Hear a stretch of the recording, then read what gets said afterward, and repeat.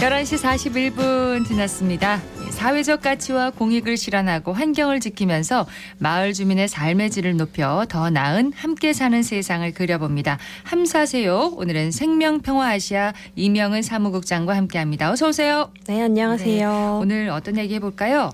네, 오늘은 기후위기 문제를 대응하고 있는 대구 시민과 단체 연대체인 대구 기후위기 비상행동을 중심으로 시민 기후운동을 이야기해보려고 합니다. 네. 본격적인 이야기에 들어가기 전에 동대구역 광장을 지날 때 보이는 시계를 소개드릴까 하는데요. 이 시계는 현재 시간을 보여주는 것이 아닌 남은 시간이 점점 줄어드는 시계입니다. 바로 기후시계입니다. 동대구역 광장 한 번씩 지나가는데 그 시계가 기후시계였군요. 네, 그렇습니다. 기후시계가 어떤 시계인지 설명을 좀 해주세요. 네, 2021년 동대구역 앞에 이 시계를 설치했는데요. 전 세계 이산화탄소 배출량을 토대로 지구 평균 기온이 산업혁명 이전보다 섭씨 1.5도 오르기까지 남은 시간을 보여주는 시계입니다. 산업혁명 이후 석탄 연료를 많이 사용하면서 지구상에는 온실가스 농도가 급속히 증가했습니다. 많은 전문가들이 지구 평균 기온이 섭씨 1.5도를 넘어갈 경우 홍수, 가뭄, 해수면 상승 같은 재난이 더 빈번하게 찾아올 것이라고 경고했는데요. 네. 기후시계에 현재 표시된 남은 시간은 5년 221일 정도인데 기후변화로 인해 재앙을 피할 수 있는 일종의 마지노선이라 할 수 있습니다.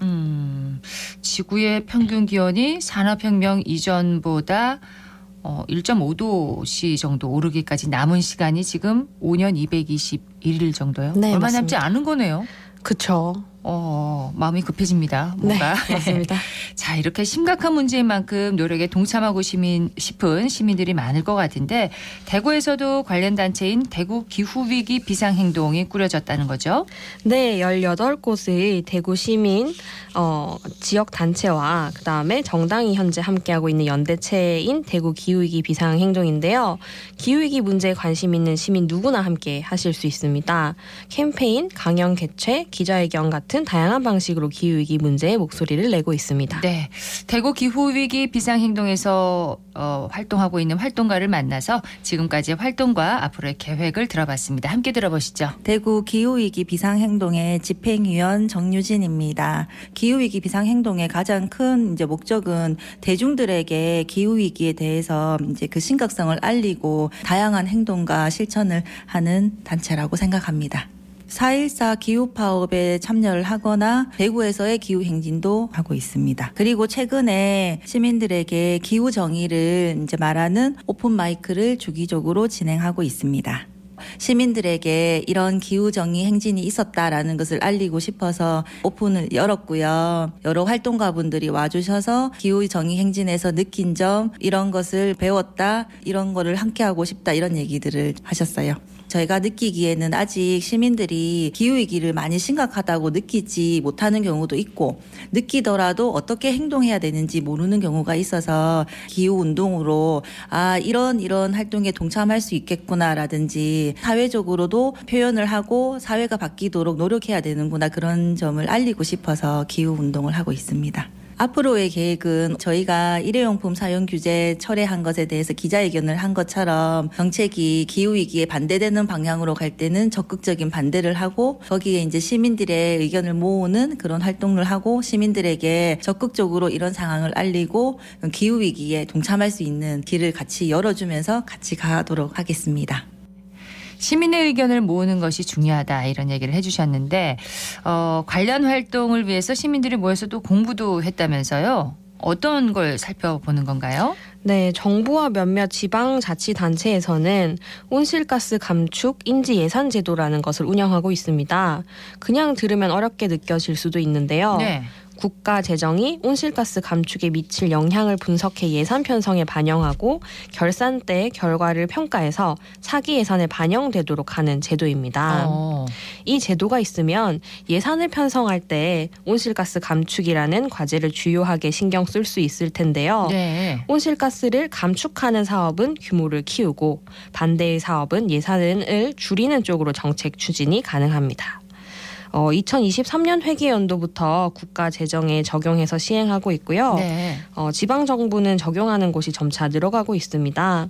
다만 대구시의 경우는 예산서에 온실가스 감축 인지 예산 제도를 아직 도입 운영하고 있지 않습니다. 그렇군요. 일반 시민이 예산서를 그냥 들여다봤을 때는 사실 해당 예산이 기후위기 대응에 기여하는지 아닌지 금방 알기가 어려운데요. 네. 온실가스 감축 인지 예산 제도를 시행하면 시민도 이 부분을 알 수 있고 관련 의견을 제시할 수도 있을 것입니다.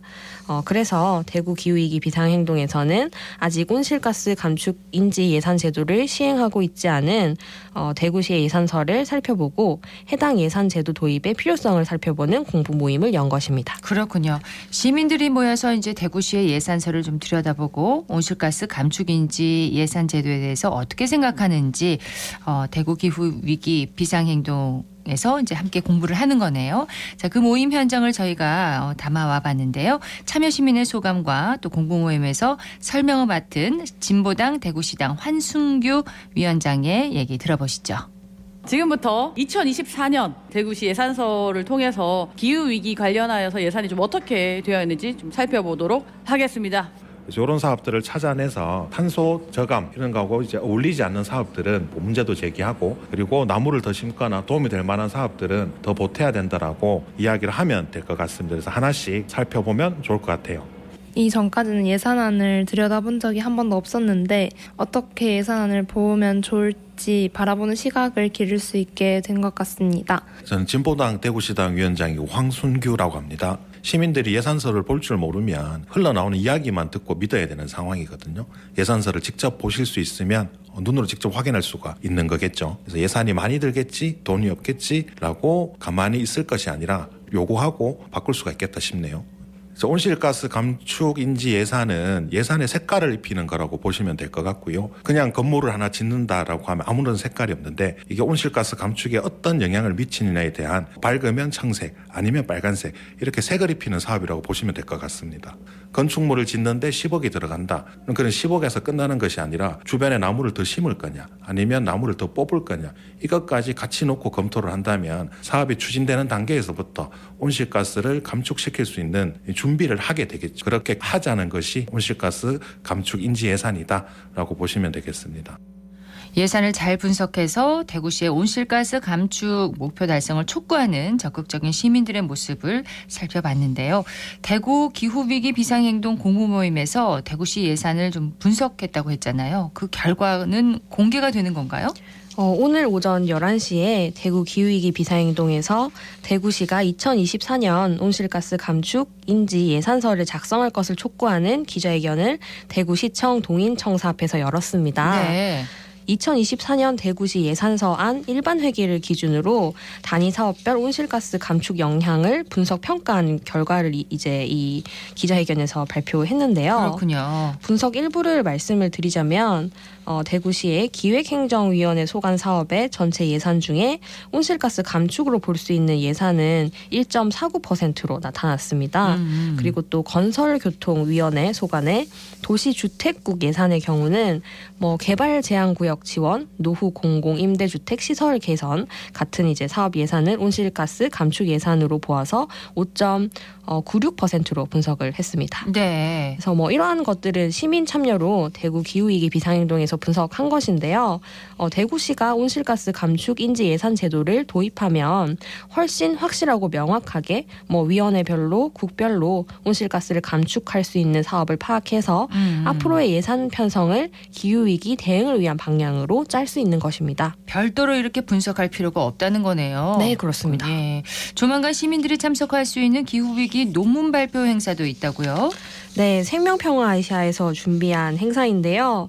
생명평화 아시아에서는 매년 연구자 1인을 선정해서 논문 작성을 위한 연구비를 지원합니다. 네. 기후위기 문제가 심각한 만큼 올해는 기후위기와 기후정의를 주제로 연구 지원 공고를 냈고요.